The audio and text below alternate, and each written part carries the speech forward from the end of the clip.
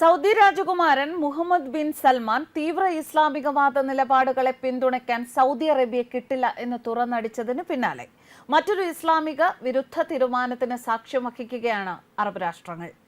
Islamic വിരുദ്ധമായ ചൂതാട്ടത്തിന് അംഗീകാരം നൽകി UAE. സംഗതി ടൂറിസമാണ് ലക്ഷ്യമാക്കുന്നത്. റാസൽ ഖൈമയിലാണ് രാജ്യത്തെ ആദ്യ കാസിനോ പ്രവർത്തനം ആരംഭിക്കാൻ തുടങ്ങുന്നത്. ഇസ്ലാമിക വിരുദ്ധമായതിനാൽ ഗൾഫ് രാജ്യങ്ങളിൽ എവിടെയും ഇതുവരെയും അനുമതിയില്ലാതിരുന്ന ഒന്നാണ് ചൂതാട്ടം. ചൂതാട്ടത്തിനൊടുവിൽ UAE-യിലേക്ക് പ്രവേശനം ലഭിക്കുന്നു. ഒരു ഇസ്ലാമിക രാജ്യത്തെ ആദ്യ കാസിനോ ആണ് UAE-യിൽ ആരംഭിക്കുന്നത്. ഒരു അമേരിക്കൻ കമ്പനിയാണ് UAE-യിൽ നിന്നും ഗാംബ്ലിംഗ് ലൈസൻസ് സ്വന്തമാക്കിയത് എന്നാണ് വിവരങ്ങൾ. നെവാഡ ആസ്ഥാനമായി പ്രവർത്തിക്കുന്ന US ഹോട്ടൽ കാസിനോ ഓപ്പറേറ്ററായ വിൻ റിസോർട്ട്സ് ആണ് യുണൈറ്റഡ് അറബ് എമിറേറ്റ്സിലെ ഗെയിമിംഗ് അതോറിറ്റി അനുവദിച്ച ആദ്യത്തെ വാണിജ്യ ചൂതാട്ട ലൈസൻസ് സ്വന്തമാക്കിയത്. UAE-യിലെ ആദ്യ കാസിനോയ്ക്കായി റാസൽ ഖൈമയിലെ വിൻ അൽ മർജൻ ദ്വീപിൽ ഒരു ആഡംബര റിസോർട്ടാണ് ഒരുങ്ങുന്നത്. 2027ഓടെ കാസിനോ പൂർണ്ണമായും പ്രവർത്തനം ആരംഭിക്കുമെന്നും റിപ്പോർട്ടുകൾ സൂചിപ്പിക്കുന്നു.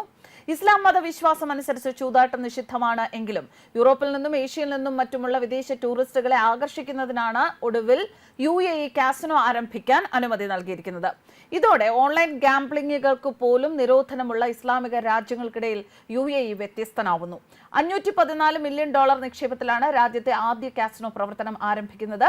1542 മുറികളുള്ള കാസിനോ റിസോർട്ടാണ് UAE-യിൽ ആരംഭിക്കുന്നതെന്ന് വിൻ റിസോർട്ട്സ് ഗ്രൂപ്പ് വ്യക്തമാക്കുകയും ചെയ്തിരിക്കുന്നു. കഴിഞ്ഞ ദിവസം സൗദി രാജകുമാരൻ മുഹമ്മദ് ബിൻ സൽമാൻ തീവ്ര ഇസ്ലാമികവാദ നിലപാടുകളെ പിന്തുണയ്ക്കാൻ സൗദി അറേബ്യയെ കിട്ടില്ല എന്ന് പറഞ്ഞിരുന്നു.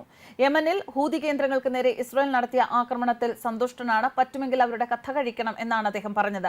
പലസ്തീൻ, ഹമാസ്, ഹിസ്ബുള്ള എന്നിവയെ പിന്തുണച്ചുകൊണ്ടുള്ള ഒരു പൊതുപരിപാടിയോ പ്രകടനമോ ഒന്നും പാടില്ല എന്ന കർശന നിലപാടെടുത്ത് പരസ്യ പ്രതികരണമാണ് അദ്ദേഹം നടത്തിയത്. പലസ്തീനികളെ താൻ പിന്തുണയ്ക്കില്ല എന്ന് സൗദി രാജകുമാരൻ മുഹമ്മദ് ബിൻ സൽമാൻ നേരത്തെ പ്രതികരിച്ചിരുന്നു. രാജ്യത്തിന്റെ സുരക്ഷ, സമാധാനം, പുരോഗതി ഇതുമാത്രമാണ് മുഹമ്മദ് ബിൻ സൽമാൻ എന്ന രാജകുമാരൻ ലക്ഷ്യമാക്കിയത്. പലസ്തീനെയോ ഹിസ്ബുള്ളയോ ഹമാസിനെയോ അനുകൂലിക്കുന്നവർക്ക് കടുത്ത ശിക്ഷ നൽകാനുമാണ് തീരുമാനം എടുത്തത്. ഹൂതികളുടെ ആക്രമണത്തിൽ പൊറുതിമുട്ടിയ സൗദി അറേബ്യ യമനിൽ ഹൂതി കേന്ദ്രങ്ങൾക്കെതിരെ ഇസ്രായേൽ നടത്തിയ ആക്രമണത്തിൽ സന്തുഷ്ടരായിരുന്നു. ഈ യുദ്ധത്തോടെ ഹൂതികളുടെ കഥ കൂടി കഴിക്കണം എന്ന ആഗ്രഹക്കാരനാണ് സൗദി രാജകുമാരനായ മുഹമ്മദ് ബിൻ സൽമാൻ.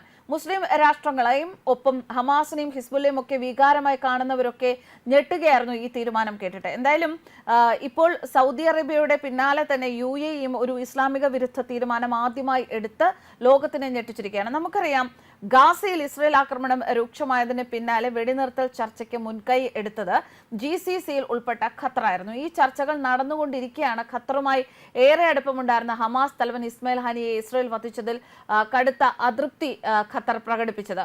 ഹിസ്ബുള്ളക്കെതിരെ എന്ന പേരിൽ ഇസ്രായേൽ ഇപ്പോൾ ലബനനിലെ ജനസാന്ദ്രതയുള്ള പ്രദേശങ്ങളിൽ നടത്തുന്ന ആക്രമണങ്ങളിലും സൗദി ഉൾപ്പെടെയുള്ള രാജ്യങ്ങൾക്ക് എതിർപ്പുണ്ട്. അതേസമയം ഇറാൻ ഇസ്രായേലിനെ ആക്രമിച്ചത് GCC രാജ്യങ്ങൾ അംഗീകരിക്കുന്നില്ല. എന്നാൽ ഇറാന്റെ ആണവ എണ്ണ കേന്ദ്രങ്ങളെ ഇസ്രായേൽ ആക്രമിക്കുമെന്ന സൂചനകൾ അറബ് ലോകത്തെ ആശങ്കയിലാക്കുകയും ചെയ്യുന്നുണ്ട്. പശ്ചിമേഷ്യ ആകെ നിയന്ത്രണത്തിൽ കൊണ്ടുവരികയാണോ ഇസ്രായേൽ ലക്ഷ്യമിടുന്നത് എന്ന സംശയവും അറബ് ലോകത്തിനുണ്ട്. ശരിക്കും അറബ് ലോകത്തിലുള്ള ഒരുപാട് രാജ്യങ്ങൾ ഇസ്രായേലിനൊപ്പം നിൽക്കുന്നെങ്കിലും ഇസ്രായേലിന് പിന്തുണ കൽപ്പിക്കുന്നു എങ്കിൽ പോലും പൂർണ്ണമായും മുസ്ലിം വിരുദ്ധത പ്രഖ്യാപിക്കാൻ ഒരു രാജ്യവും തയ്യാറായിട്ടില്ല. ആ അവസരത്തിലാണ് സൗദി അറേബ്യയിൽ നിന്ന് കഴിഞ്ഞ ദിവസം ഹിസ്ബുള്ളയെ കുറിച്ചോ ഹമാസിനെ കുറിച്ചോ ഒരു അക്ഷരം മിണ്ടരുത് എന്ന് അവിടുത്തെ ഭരണകൂടം ഓർഡർ ചെയ്തതും അതിന് പിന്നാലെ ഇപ്പോൾ ദുബായിൽ ഇത്തരത്തിൽ ഇസ്ലാമിക വിരുദ്ധമായ ഒരു ചൂതാട്ട കേന്ദ്രത്തിന് 2 വർഷങ്ങൾ കഴിഞ്ഞിട്ടാണെങ്കിലും അവിടെ ഒരു കേന്ദ്രം വരുന്നു എന്നുള്ള വാർത്തകൾ പുറത്തു വരുന്നതും. എന്തായാലും ഇസ്ലാമിക ഭീകരതയ്ക്ക് എതിരായ യുദ്ധത്തിന് ഒരാണ്ട് തികയുന്ന ഈ അവസരത്തിൽ ഇത്തരത്തിൽ അറബ് രാഷ്ട്രങ്ങൾ തന്നെ വളരെ ഓർത്തഡോക്സ് ആയിട്ട് പല കാര്യങ്ങളും ചെയ്തുകൊണ്ട് പോയിരുന്ന അറബ് രാഷ്ട്രങ്ങൾ തന്നെ പലതും തച്ചുടച്ച് മുന്നോട്ട് വരുന്ന കാഴ്ചകളാണ് കാണുന്നത്. ഒരു അർത്ഥത്തിൽ പറഞ്ഞു കഴിഞ്ഞാൽ ലോകരാജ്യങ്ങൾക്ക് അല്ലെങ്കിൽ ലോകത്തിന് തന്നെ ഭീഷണിയാണ് ഇസ്ലാമിക ഭീകരത എന്ന് പലരും, ഇസ്ലാമിക രാജ്യങ്ങൾ ഉൾപ്പെടെ മനസ്സിലാക്കുന്നു എന്ന ഒരു സന്ദേശമാണ് ലോകത്തിന് ഇത്തരം തീരുമാനങ്ങളിലൂടെ ലഭിക്കുന്നത്. പ്രത്യേകിച്ചും UAE അതുപോലെ തന്നെ സൗദി അറേബ്യ പോലെയുള്ള രാഷ്ട്രങ്ങൾ ഇസ്ലാമികത വിട്ട് കളിക്കുക എന്നൊരു നിലപാട് ഒരിക്കലും സ്വീകരിച്ചിരുന്നില്ല ഇതുവരെ. പക്ഷേ അത്തരം കാര്യങ്ങളെയൊക്കെ മുറുകെ പിടിച്ചുകൊണ്ടാണെങ്കിൽ പോലും ചില കാര്യങ്ങളെ അവർ ശക്തമായി എതിർക്കുകയും അല്ലെങ്കിൽ ശരിയല്ല എന്ന് തോന്നുന്നതിനെ തുറന്നു പറയാനും തയ്യാറായി മുന്നോട്ട് വന്നിരിക്കുന്നു എന്നത് തന്നെയാണ് ഒരു വർഷമായി തുടർന്നു വരുന്ന ഈ ഒരു ഇസ്ലാമിക ഭീകരതയ്ക്ക് അറുതി വരുത്തുന്ന ഈ യുദ്ധത്തിന്റെ ഒരു ആഫ്റ്റർ എഫക്ട്സ് ആയിട്ടും ഒക്കെ കാണേണ്ടത്. ശരിക്കും ഇസ്ലാമിക ഭീകരത രാജ്യത്തിന് ലോകത്തിന് ഒക്കെ ദോഷം തന്നെയാണ് എന്ന് പലരും മനസ്സിലാക്കി തുടങ്ങിയിരിക്കുന്നു. ഇസ്ലാമിക രാഷ്ട്രങ്ങൾ ഉൾപ്പെടെ അറബ് രാഷ്ട്രങ്ങൾ ഉൾപ്പെടെ മനസ്സിലാക്കിയിരിക്കുന്നു. പൂർണ്ണ പൂർണ്ണമായിട്ടല്ലെങ്കിൽ പോലും ചിലയിടത്ത് ചില ഭേദഗതികൾ വരുത്തേണ്ടത് ആവശ്യമാണ് എന്ന് അവർ മനസ്സിലാക്കി ആ പാതയിൽ മുന്നോട്ട് പോകുന്നു എന്ന് തന്നെയാണ് മനസ്സിലാക്കേണ്ടത്. എന്തായാലും യുദ്ധം ഒരു വർഷം തികയുന്ന ഈ അവസരത്തിൽ പോലും ഇസ്രയേൽ പിറകോട്ട് പോകുന്നില്ല. എന്തായാലും തങ്ങളുടെ ലക്ഷ്യം കൈവരിക്കുക എന്ന ഒരു ഉദ്ദേശവുമായി ഇസ്രയേൽ ഇപ്പോഴും മുന്നോട്ട് തന്നെയാണ്. ആക്രമണങ്ങൾ തുടരുകയാണ്. അത് ശരിക്കും ആശങ്ക ഉണർത്തുന്ന സംഗതി തന്നെയാണ്.